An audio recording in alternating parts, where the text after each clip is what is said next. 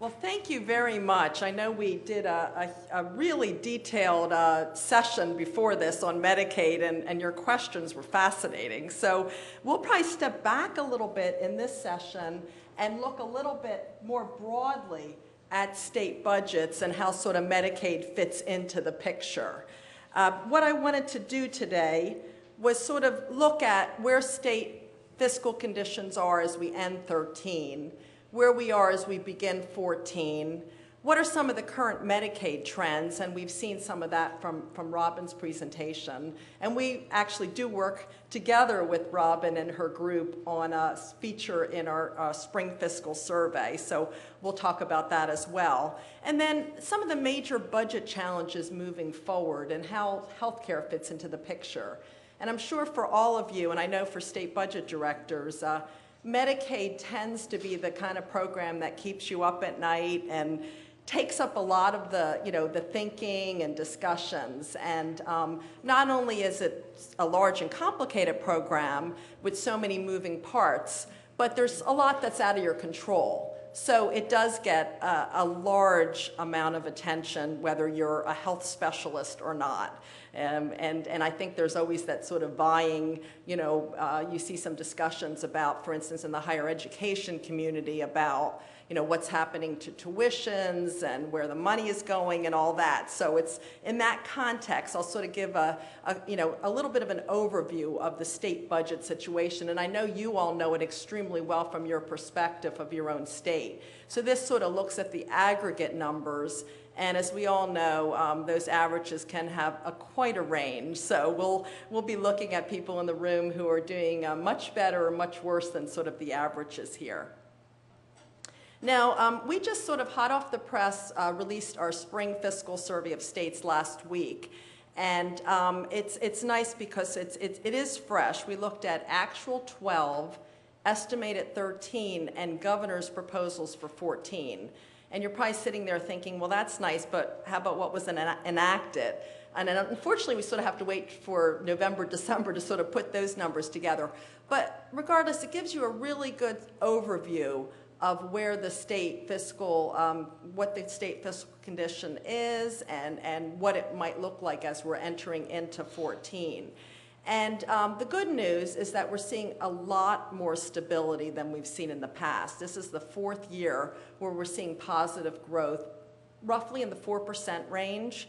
Now, we are in this period of low inflation, fortunately, at least for a while. So 4% really is some real growth there. It is below the historic average of 5.5%. We've been doing this 36 years, so it does provide that sort of baseline look, and we can look at each year and sort of see it in that context. But we seem to be in that 4% range, so we say it's stable, not any robust growth, but moving in the right direction. And we also look at it, for instance, we had the 2 years. And I'm sure you all remember those very well, 09 and 10, where we had an absolute decline in the general fund, about 10% over that 2-year period. And that was really unprecedented. Prior to that, in all the years we've been keeping these numbers, we had 1 year where it actually went down, and it was like 0.5% in 1983. So, these 2 years at 10% back to back, that was really notable. And I know from all of your experiences, you're still trying to dig out of it. And what we're seeing is not all cuts are restored. I mean, when you look across your state budget, I mean, not everything that you used to do is coming back. We've seen it, for instance, in the state budget offices themselves. Fewer people. I mean, we really did see a decline in state employees, and also a real impact on what you're doing in terms of your benefits, health care, those types of things as well. So what we're seeing is in this modest growth environment, you are able to restore some things, you're able to make some investments you need, but you're not dealing with robust growth, and you're not definitely going back and saying everything we did 10 years ago we're going to do again. It's very much a different landscape out there. Now, another thing we track over time is just sort of another sign of the stability out there is that we have fewer mid-year cuts to enacted budgets. And this isn't anything looking at, for instance, oh, we'd like to increase this area quite a bit. This is just looking at you passed your budget, did you have to make a cut to it? And that's extremely disruptive. So even during these stable times, we do have a number of states making cuts, but it's not the, the 41, 39 that we had during those really, really bad years. I mean, you were just in a minority if you weren't going in and cutting your enacted budget. And that's, that's a very difficult environment to be in. We also see, fortunately, states are building up their reserve funds, not quite to the peak. And you might wonder, we took out Alaska and Texas from the numbers, or we show it both ways, just because they have a lot of reserves, and it really throws off the numbers. But regardless, states are building them up, and in some ways probably not enough. Once again, these are averages. Some commentators would look, particularly during the heart of the recession, and say, well, why are states raising taxes or cutting more programs? Why don't they just use all their rainy day funds? And all of you can understand that that's not a good idea, but a lot of people looking from the outside, they're not always sure about that. I mean, for instance, your revenues do not come in smoothly. I mean, you get a lot of your personal income tax revenues during the last quarter.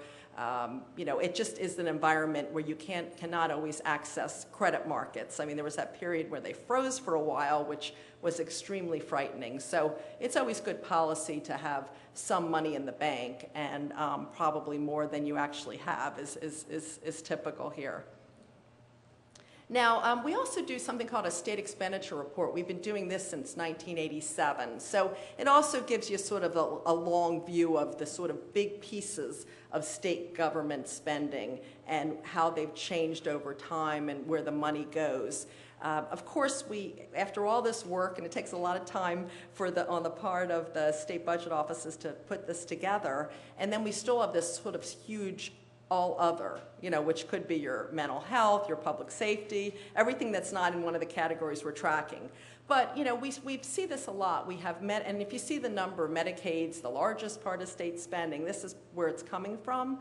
And this does include all funding sources. So federal funds would be in this number. Now, if you look at it otherwise, this is just the general fund. And it's not as big as elementary and secondary education, but you're still talking 20% of your general fund. Not only is that a huge chunk, but it's volatile. I mean, you cannot always control what's happening to that piece, whether it's changes with CMS, changes to markets, your own policy changes, et cetera. So I think it just explains why it takes up a lot of the sort of oxygen in the room all the time. We also looked over a 10-year period what was happening with these various functions we track.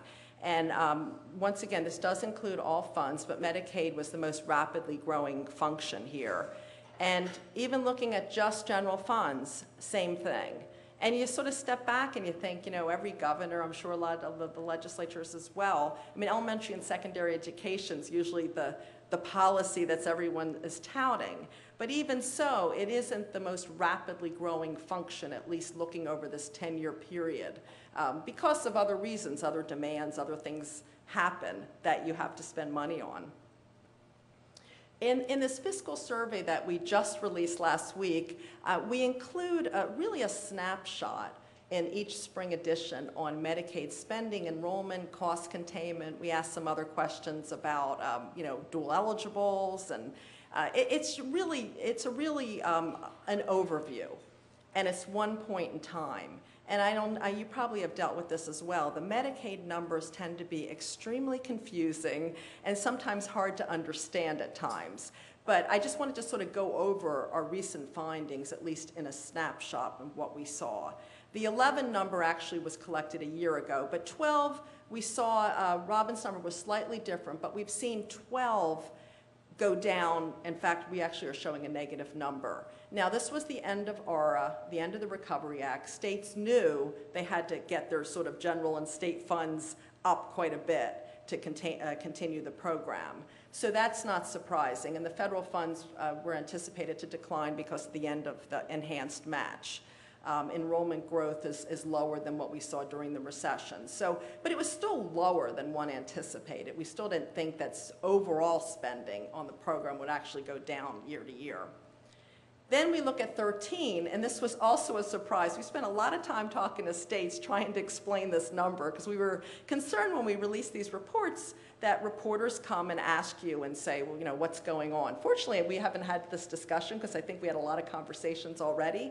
But what we saw in 13, and once again, this is a national average. The range is vast. But what we saw is, I think you really have to look in 12 and 13 somewhat together. 12 was probably not as low as it looks, and 13's not as high.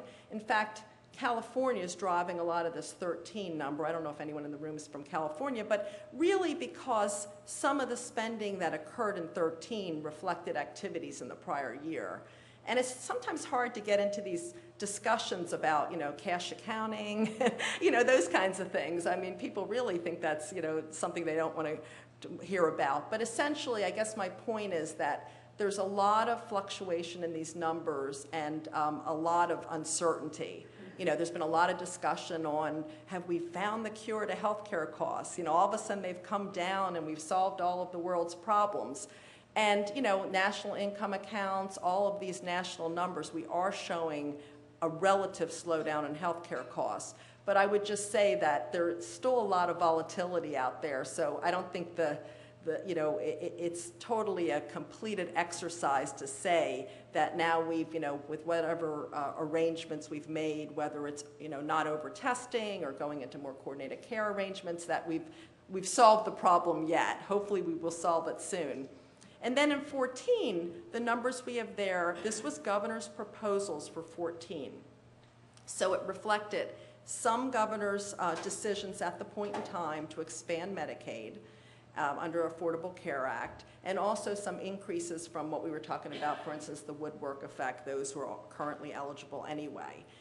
We were actually surprised to see state funds less than what our general fund average was, which was in the 4% range. So this is unusual. So this could be really promising, but the jury's still out, and these are proposed numbers. But I would just sort of caution that there's a lot of volatility with these numbers, but it's something that you really need to pay attention to because it really can wreak havoc in your budget one way or the other, what happens with your Medicaid spending. And, you know, the anticipation that enrollment growth would go up because of expanding to new populations, I mean, that makes sense. I don't know if it'll be that number. We'll wait and see. We also, similar to the Kaiser Commission that Robin was talking about in her work, we looked very broadly at what states were looking at in cost containment.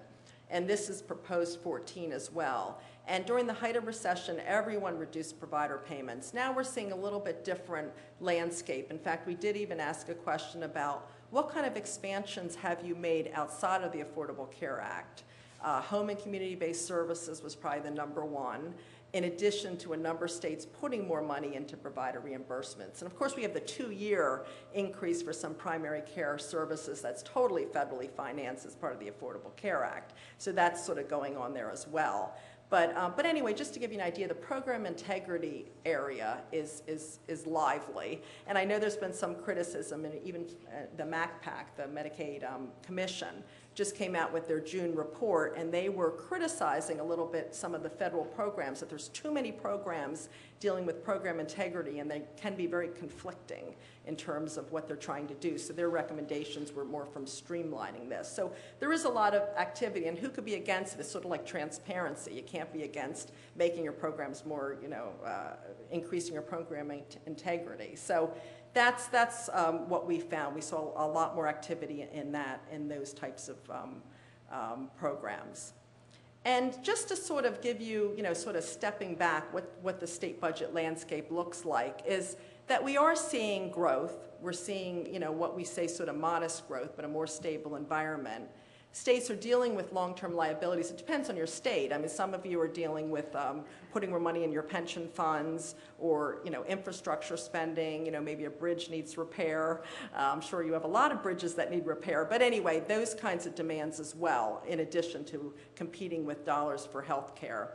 And we talked a lot about this transition to decline in federal funds. I mean, right now, the sequester for states, 80% of the funds you receive from the federal government are not part of the sequester. So, you know, sometimes it's one of those things where there's a lot of attention paid to it, But in some ways, it could be a lot worse if you start throwing Medicaid into the picture or transportation.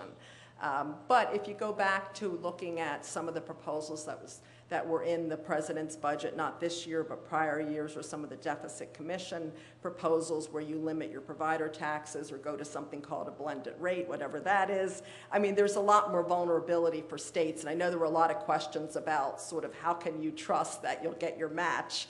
And you know, maybe historically that's always been the case, but anyway, you do definitely have to keep an eye on what the discussion is in Washington on federal funds, and where, you know, healthcare or any of your other programs fall into it.